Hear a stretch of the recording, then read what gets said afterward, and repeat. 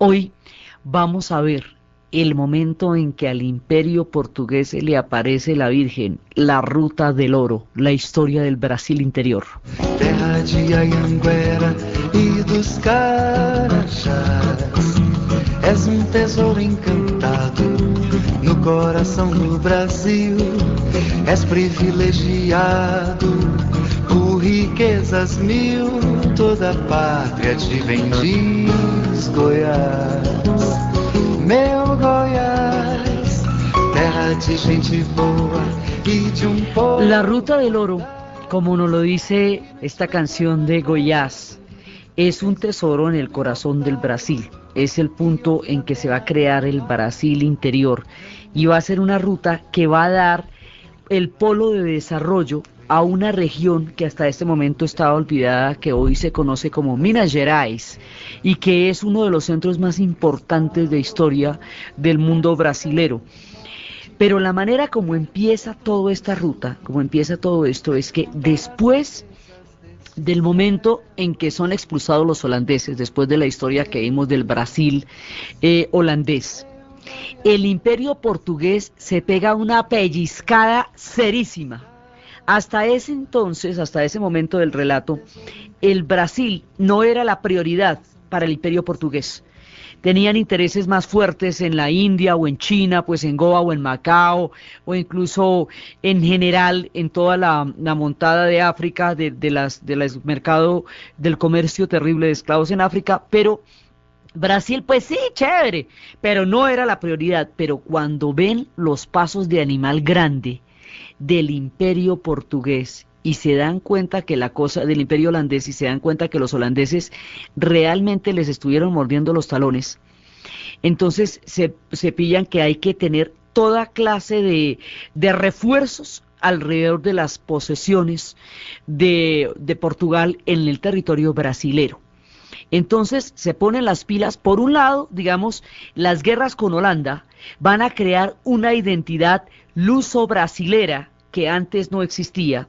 Van a crear todo un medio social. Habíamos visto cómo a partir de estas guerras surge un sentido de pertenencia del Brasil entre los lusitanos, o sea, los portugueses, y la gente brasilera, ya nacida en el Brasil, y los esclavos libertos que fueron liberados para ser capitanes y guerreros en la guerra contra los holandeses, y los indios que también pelearon por el lado de ellos.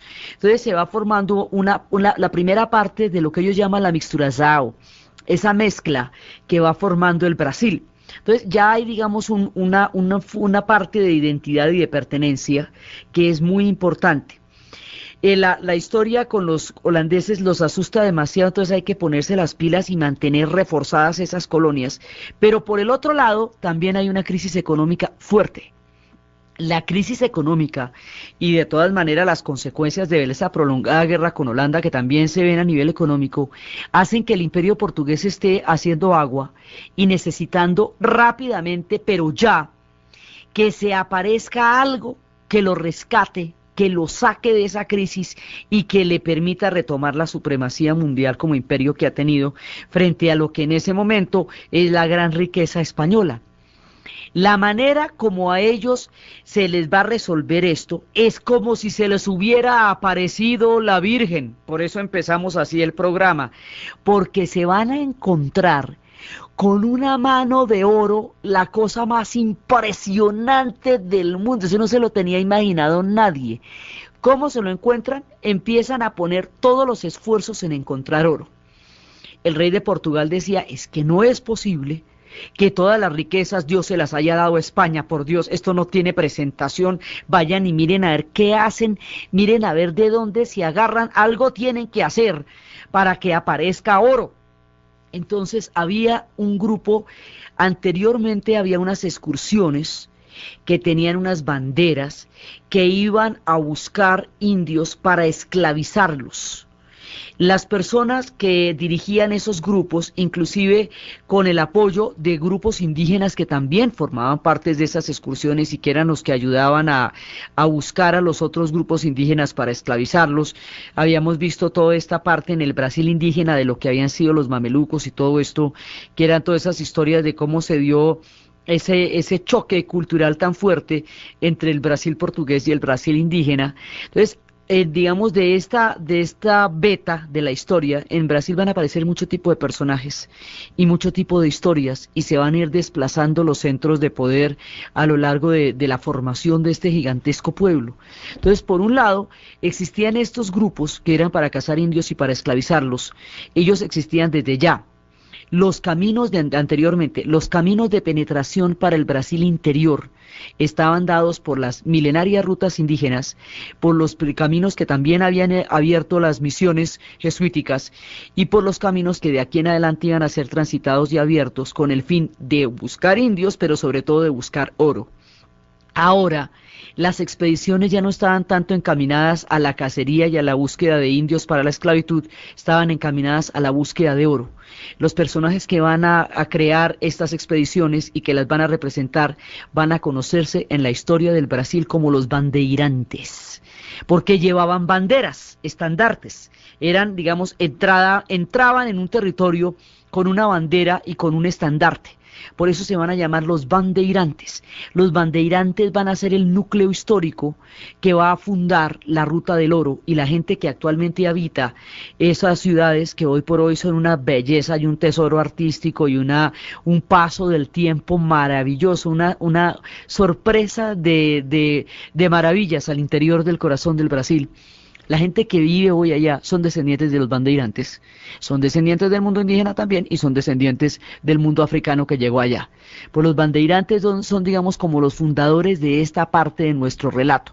Entonces los bandeirantes van a llegar allá buscando el oro.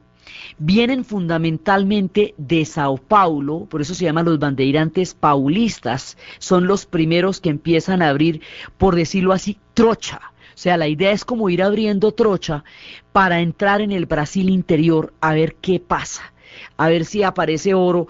En un principio esto es una esperanza bajo una presión enorme, porque es una decisión del Imperio portugués conseguir oro a como dé lugar, porque es que si no se hunden, o sea, o lo consiguen o lo consiguen.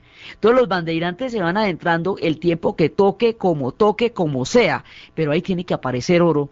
Por ahí vieron un par de tipos con unos collares de oro que dijeron de pronto por aquí puede haber oro, y van entrando y entrando y entrando y entrando y van a encontrar como un referente en el centro en un cerro. Hay un cerro que corresponde a la ciudad que hoy llevará el nombre de toda esta saga, que es Ouro Preto. Hay un cerro que se llama Itacolomí. A partir del cerro Itacolomí lo toman como referencia para todas las búsquedas y empieza a aparecer en un momento dado ya. Ahora, ya cuando empieza a aparecer el oro, esto está pues montadísimo. Mire todo el agua que ha pasado bajo el puente. Esto ya es para 1669 más o menos, es cuando ya empieza a aparecer el oro, pero cuando va a aparecer el oro, va a aparecer todo. Entonces, pasando el cerro de Itacolomí, se van a encontrar con unas piedras que están cubiertas de una sustancia negra, que resultó ser un óxido ferroso, digamos una cobertura de un material de hierro, ferroso, de óxido ferroso. Al raspar usted la piedra, usted se va a encontrar que debajo de ese óxido ferroso hay oro, pero oro a la lata, oro en grandes cantidades. Por el óxido ferroso que hay y el oro que había debajo, en la actualidad a esa ciudad se le conoce con el nombre de Ouro Preto, es decir, oro negro. Originalmente la ciudad se llamó Vila Rica. Cada una de las ciudades que van a hacer la Ruta del Oro tiene su propia historia y se va creando un mundo alrededor del oro. Cuando descubren el oro, van a descubrir una cantidad inmensa de oro. El descubrimiento de una cantidad semejante a la que va a haber en este camino de Minas Gerais altera todo el desarrollo del Brasil, recompone todo el cuadro histórico de lo que hasta ese momento había sucedido, traslada el mundo de los ingenios azucareros que le daban a Bahía y a Pernambuco los puntos de desarrollo más altos del imperio, hacia el corazón de la Ruta del Oro. Va a transformar el Brasil de un pueblo litoral, de un imperio costero que estaba bordeando el Atlántico a un mundo interior. La ruta del Brasil interior se va a explicar por el descubrimiento del oro. Y a partir del Brasil interior es que se va a poder ligar el mundo litoral, el mundo costero, con el mundo de la selva a través de la pieza que nos falta en el rompecabezas, que es Minas Gerais y Goiânia. Esos dos estados, Minas Gerais y Goiânia, son digamos, la pieza del rompecabezas que nos va a conectar el Brasil de la costa con el Brasil de la selva. Es por el descubrimiento de este oro y por el desarrollo de Minas Gerais y de Goiânia que Brasil se va a convertir en un país continental. Porque al unir las piezas que nos van a juntar el mundo de la costa con el mundo de la selva a través de esta ruta del oro, se va a hacer gigantesco este Brasil. Los portugueses van a empezar una colonización interior que no hicieron en ninguna otra parte. Sus imperios en el África, en la India y en la China son imperios puramente costeros y son factorías que bordean las costas, lo que va a caracterizar el imperio portugués. Aquí no. Aquí ahora vamos a empezar con la penetración interior del Brasil y la creación de un mundo continental. Aquí es que esto se nos va a volver gigantesco, se va a volver tan diverso. Eso es una parte fundamental de la historia, el descubrimiento de la ruta del oro. Va a alterar todo porque inmediatamente va a desplazar la importancia del mundo de los ingenios. Entonces ya eso empieza a perder toda la supremacía que tenía, entre otras cosas porque toda la parte que se estuvo disputando con Holanda era esa parte, la parte del Brasil de Olinda, Recife, Pernambuco. Esa era como la parte del Brasil holandés. Esto que va a constituir el corazón de la riqueza del imperio portugués va a ser el Brasil interior. Eso es lo que les va a dar la supremacía como imperio y va a establecer las conexiones entre ciudades como entre lo que es Sao Paulo con las ciudades del interior. Esa conexión es la que conocemos como la Ruta del Oro. Sabia tocar viola, sabia paixão de amor. No caminho de Goiás, vim achar lenço é meu, molhado nos quatro cantos. Quem chorou nele fui eu. Sabia beber, sabia beber licor, sabia tocar viola, sabia paixão de amor. Ribeirão que corre água. La Ruta del Oro va a ser la conexión que se va a establecer entre las ciudades costeras y el Brasil interior. Y eso es por entre las minas. Las minas ellos las llaman garimpos y a la gente que va a trabajar en las minas las van a llamar garimpeiros, que es la gente que va a sacar el oro. Entonces los bandeirantes son los que van a encabezar esta expedición y esta nueva etapa de lo que va a ser la historia del imperio portugués a través de la Ruta del Oro. Esos bandeirantes pues son portugueses, son paulistas, pero también son brasileros ya. Entonces, hasta ahora, en la historia que nosotros llevamos del Brasil, hemos narrado el noreste, que es toda la parte del azúcar y la parte de Bahía, y donde estuvo el quilombo de Palmares, y todo lo que es Pernambuco, el mundo azucarero, Recife, el Brasil holandés. Estamos ahora en el sudeste, abriendo el sudeste, y el sudeste va a conectar a Sao Paulo, que es donde están precisamente los bandeirantes, son las misiones paulistas, a Río de Janeiro, que es la ciudad de la bahía de Guanabara. La vamos a conectar con el interior, y en el interior pues están los dos grandes estados de Minas Gerais y de Goiás. Goiás hoy Distrito Federal. Después vamos a ver que por allá va a pasar la historia de Brasilia siglos después, y eso es otra cosa importantísima. Entonces aquí se nos va ampliando las regiones y se nos va desplazando el eje de progreso. Los ejes de desarrollo del Brasil han ido cambiando de curso a lo largo de la historia, como cuando uno ve la historia de Rusia, que era la Rusia de Kiev, y luego fue la de Moscú, y luego fue la de San Petersburgo, y luego la de Moscú. Bueno, pues aquí pasa algo así. Primero la capital era Bahía, era Salvador de Bahía.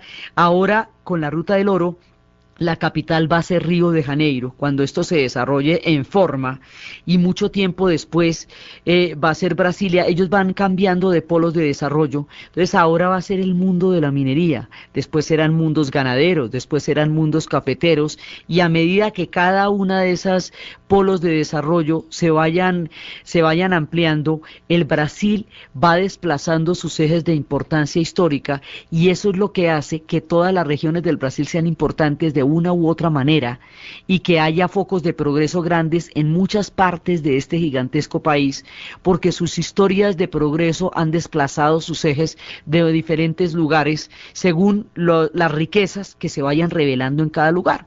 Pues aquí llegó el oro. Y con el oro llega la locura furiosa. Pues imagínese, esto se vuelve la locura, la gente empieza a desplazarse desde Bahía, dejan todo para ir a buscar oro, y llega lo que llaman la hojarasca. Todos los buscadores de oro de todos los caminos van a llegar a buscar esta ruta, y la cantidad de oro que se van a encontrar van a ser de Portugal el principal productor de oro del mundo.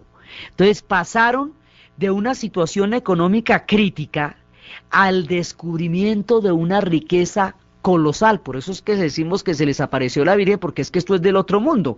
Hasta el momento, la riqueza en América venía de las minas de Guanajuato y Potosí, en México, y de las minas del Perú.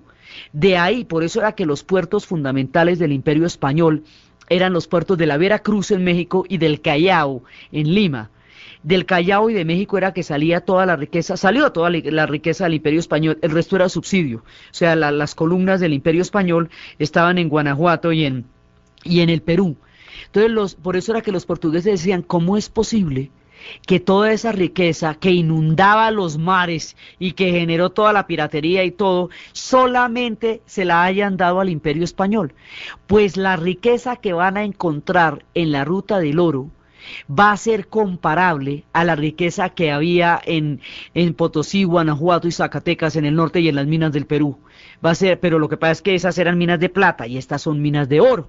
Van a ser comparables a la riqueza de la platería del Imperio Español. Entonces aquí se ponen los portugueses serísimos con lo que va a ser la Ruta del Oro, y empiezan a armar los caminos y a reglamentar los garimpos y a empezar a llevar las casas de lo que van a ser las casas de conteo, las casas que van a institucionalizar el oro, la pesa del oro, ya la toma del imperio por parte de todo lo que va a ser la Ruta del Oro, el control, la militarización pues también de la zona, y se van a encontrar un montón de cosas, digamos.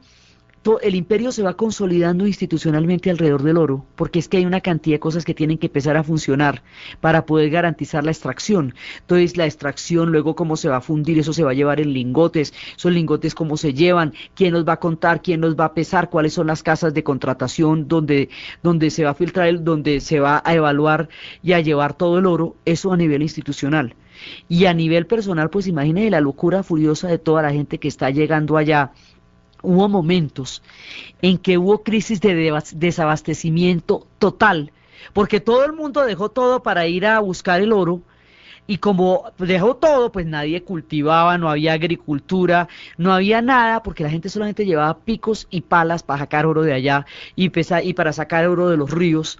Entonces, cuando eso se vuelve la locura, hubo un momento en que una gallina llegó a valer su peso en oro, porque no se conseguía una gallina para un remedio. La gente comía de lo que hubiera, raíces, culebras, lo que fuera, porque la locura del oro fue como la fiebre del oro en California. Lo que pasa es que la fiebre del oro en California tiene miniseries y la historia del oro del Brasil no, pero es proporcionalmente hablando una cosa colosal que va a determinar que zonas enteras que eran antes el desarrollo y el progreso se van a ver despobladas para ir a buscar oro. De todos lados vienen a buscar oro, empieza la pelea, las guerras por el control de las minas de oro, empiezan las guerras por cuál es el camino cuál va a ser la Ruta del Oro, porque es que hay una primera Ruta del Oro que se conoce como el Camino Viejo.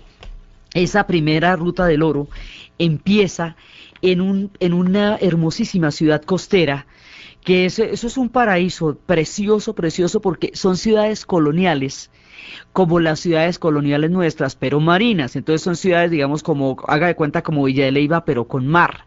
Entonces, esa primera ciudad donde arranca el camino de la primera ruta se llama Parachi y es una belleza. Y ahí empieza el camino de las fortunas, de las aventuras, de la hojarasca, de todo lo que pasó, del sueño y de la alucinación que va a traer la historia de la Ruta del Oro en el Brasil, que es lo que vamos a ver después de la pausa.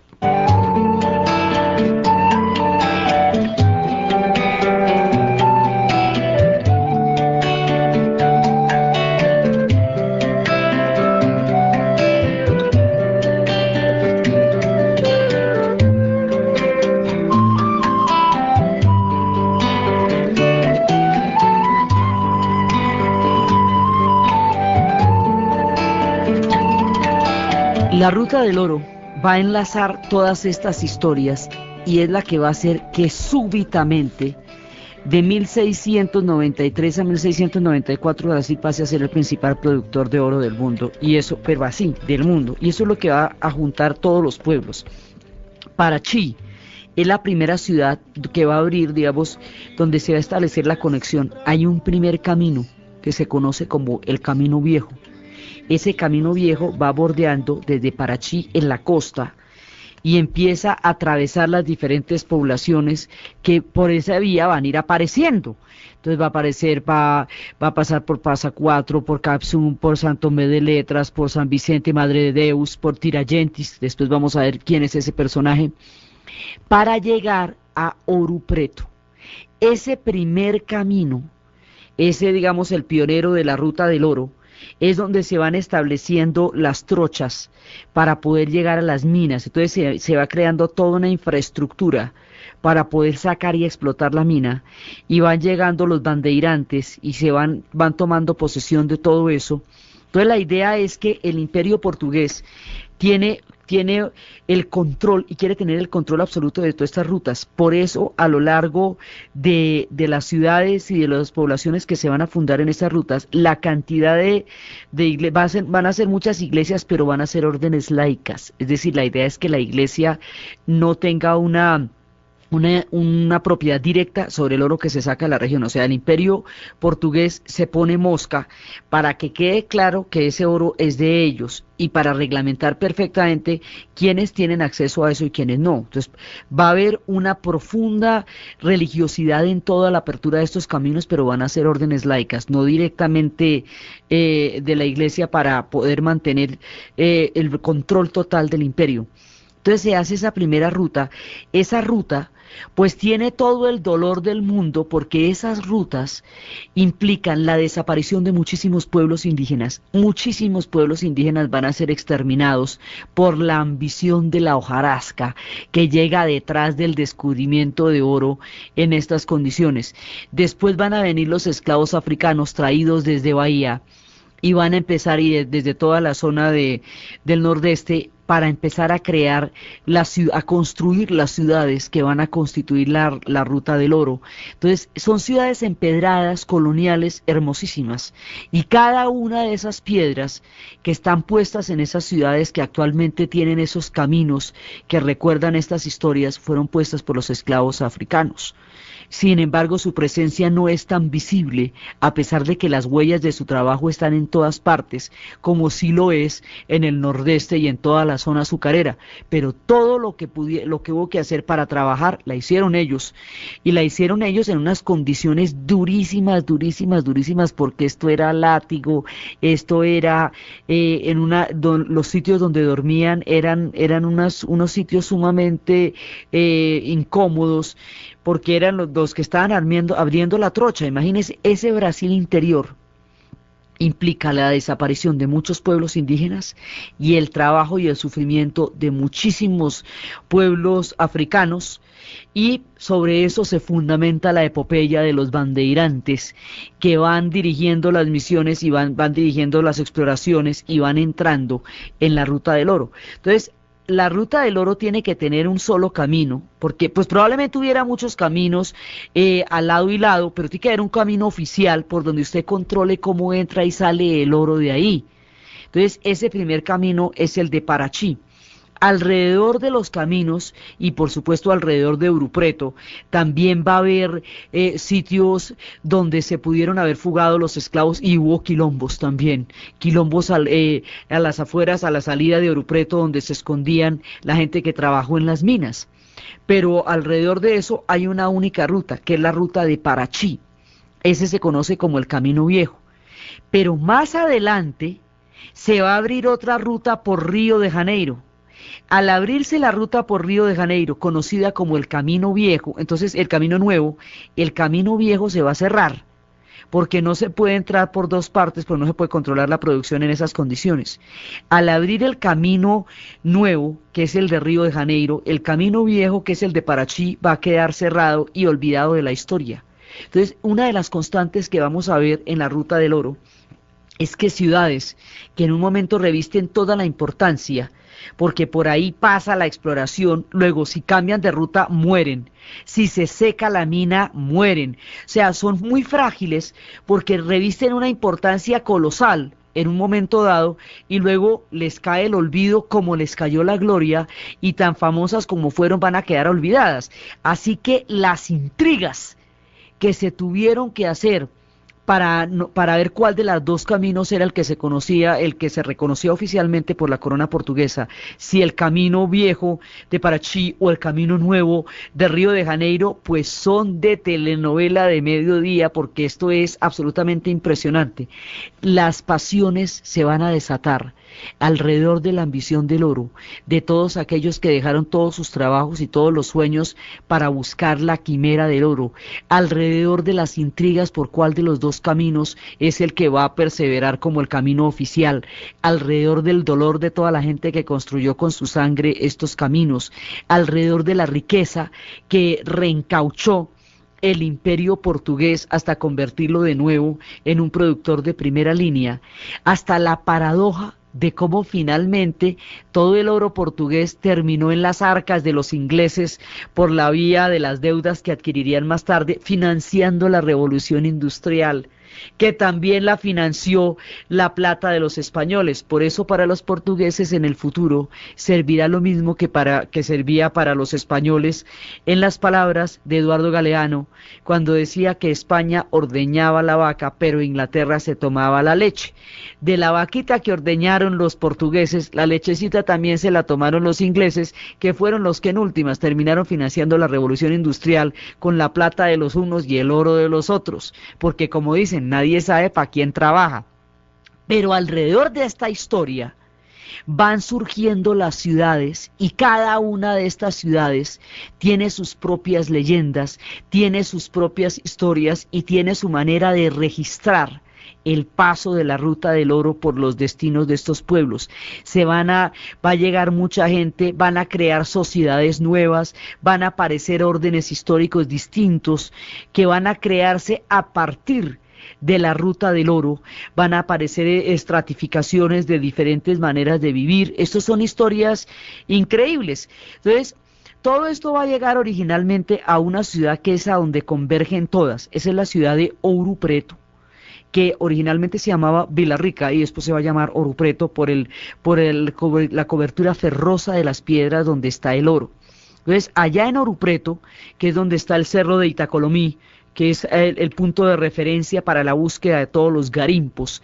Allá es donde se va a establecer como el punto más importante, porque allá es donde van a estar las casas de contratación, que es donde se va a establecer la institucionalización del oro, donde se va a ver cómo se va a tomar la contabilidad del imperio, de todo el oro que se va a sacar de allá. El oro que se va a sacar de allá es impresionante, pero impresionante. La cantidad de gente que se desplazó va a ser muchísima. Y estas historias van a ocurrir entre más o menos entre 1700, una primera etapa 1799, son los siglos XVII y XVIII los que van a crear esta historia, son 200 años. Se cree que se movilizaron más de 150.000 personas, de las cuales más de 100.000 eran esclavos en todo el siglo XVIII, que había más o menos que entre la gente llegaron cerca de 430.000 paulistas, cariocas, bahianos, portugueses, indígenas, negros de Guinea y de Angola, que llegaron de todas las tribus, que llegaron de los litorales del sudeste de Brasil, detrás de la fortuna, llegó toda esta gente y escribieron allí sus historias. Entonces, cuando estaban en todo esto, se llegaba a Ouro Preto, y en Ouro Preto se empezó a crear toda una sociedad alrededor de la búsqueda del oro. Así van avanzando ciudad por ciudad y vamos a ir contando las historias de las ciudades de la Ruta del Oro a medida que nos vamos encontrando con ellas. Entonces, en Ouro Preto, la idea es que cuando usted se hace rico, la manera de mostrar su poder en la nueva sociedad aurífera que se está formando en el Brasil es edificar una iglesia. Las iglesias se edifican de manera privada, porque como son órdenes laicas las que se están haciendo allá, es decir, pues son católicas, apostólicas y romanas, por supuesto, y están reconocidas, pero no son una participación de la iglesia como institución propiamente dicha en esa zona, sino que son construcciones privadas que son las iglesias en nombre de las cuales se va a demostrar la presencia del poder de una riqueza inmensa que se vive en la región. Entonces, por eso Ouro Preto tiene muchísimas iglesias, pero muchísimas iglesias. Es montañosa como Manizales, es empedrada como Villa de Leyva, es escarpada como las ciudades de nuestras montañas y es colonial como nuestras propias ciudades, y pasó toda la riqueza del oro por allá. Entonces, allá se edificaron un montón de iglesias y cada una de esas iglesias correspondía a un estrato social. Las órdenes, la manera como se fueron creando, organizando socialmente, es a través de unas instituciones, especies de cofradías que llevan el título de hermandades. Esas hermandades van a crear especies de estratos sociales y cada una de esas hermandades tiene una iglesia. Entonces la iglesia de los blancos, bandeirantes, digamos la iglesia de la gente que tiene más acomodada, es la iglesia de Nuestra Señora del Pilar, y esa iglesia es totalmente revestida en oro, son altares. Los altares de las iglesias portuguesas en el Brasil tienen unas aplicaciones de madera recubierta en oro sobre las paredes, digamos, no son superpuestos, o sea, el altar se hace por fuera y luego se pega a las estructuras de la iglesia y allá se va llenando con todos los santos. Todos los altares están totalmente recubiertos de oro, pero de principio a fin son láminas y láminas y láminas de oro puro que van a recubrir eso, dándole una vistosidad y una majestuosidad impresionantes. Y están las dos salidas por donde el Padre habla, los púlpitos, que son dos a cada lado, y empiezan a crear toda esa magnífica arquitectura de las iglesias, del interior de las iglesias del Brasil. Entonces la más refulgente es Nuestra Señora del Pilar, la de los blancos. Ellos llaman a lo que nosotros llamamos mestizos, ellos lo llaman pardos. Está la iglesia de los pardos, que es la iglesia de San Francisco de Asís, que la va a ser uno de los personajes que va a ocupar una mención muy especial dentro de nuestra historia, porque es uno de los poetas, de los escultores más importantes en toda la historia del Brasil. Él es quien permaneció cuando los tiempos del oro se fueron, cuando las minas se agotaron. Él es el legado de la historia de esta época. Él es quien conoció la inmortalidad, Aleijadinho. Aleijadinho es un escultor de primera línea, un hombre con todo el talento del Renacimiento, perdido en el corazón aurífero del Brasil. Este hombre tenía una enfermedad que fue mellando sus brazos y sus piernas, y todavía hay especulaciones acerca de la enfermedad. Él generó desarrolló una serie de esculturas, y después vamos a seguir contando historias de Aleijadinho, porque él es el señor de la ciudad de Ouro Preto. Él es, digamos, la huella del arte y de la vida y de la maestría en la ciudad del corazón de la Ruta del Oro, en Ouro Preto. Entonces allá se van a crear las hermandades, la iglesia que hizo, donde está su obra, la iglesia de San Francisco de Asís, es la de los Pardos.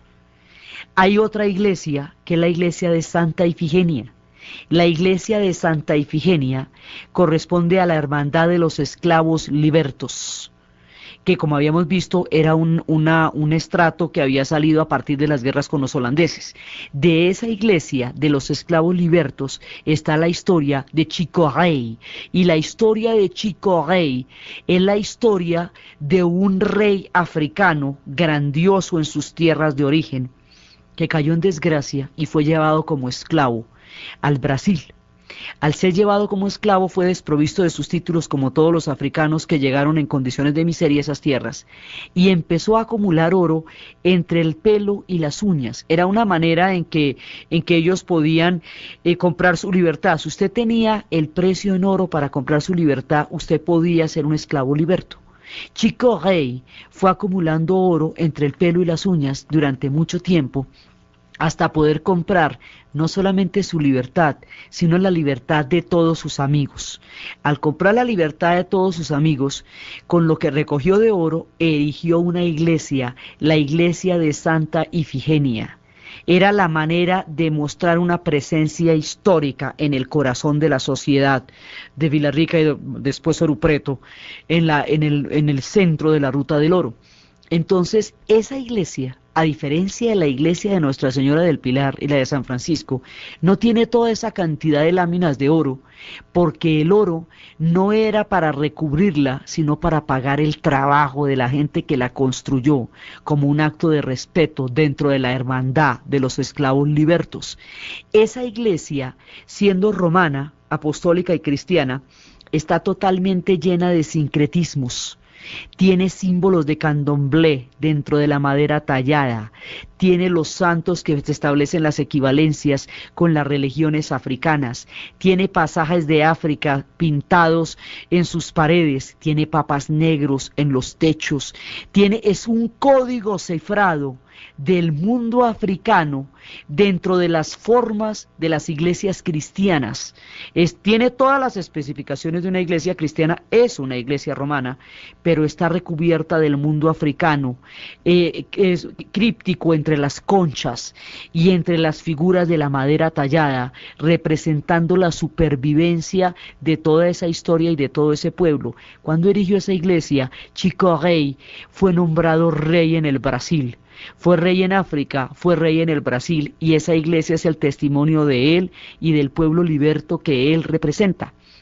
Como esta, hay muchísimas historias, las historias de Chica da Silva, las historias de cuando la Ruta del Oro, en una de esas se descubrió el diamante y llegaríamos después a Diamantina. La historia de estos pueblos, sus leyendas, el Brasil interior, su fascinación y todo lo que va a pasar en la gran aventura de la saga de la Ruta del Oro, lo que vamos a continuar en el siguiente programa. Entonces, desde los tiempos de los bandeirantes, desde la súplica al Señor para el oro para Portugal, desde la entrada al Brasil interior, desde los paulistas, desde los dolores de los pueblos africanos y las tribus indígenas que pagaron con su existencia y su tristeza la grandeza del imperio portugués en la era de la Ruta del Oro. En la narración, Diana Uribe. En la producción, Jessy Rodríguez. Y para ustedes, feliz domingo. Na atração da riqueza do teu ouro e cristal, brasileiro do norte, quer do centro ou do sul, vem cantar as belezas deste céu azul. Meu Goiás, terra de Anhanguera e dos Carajás.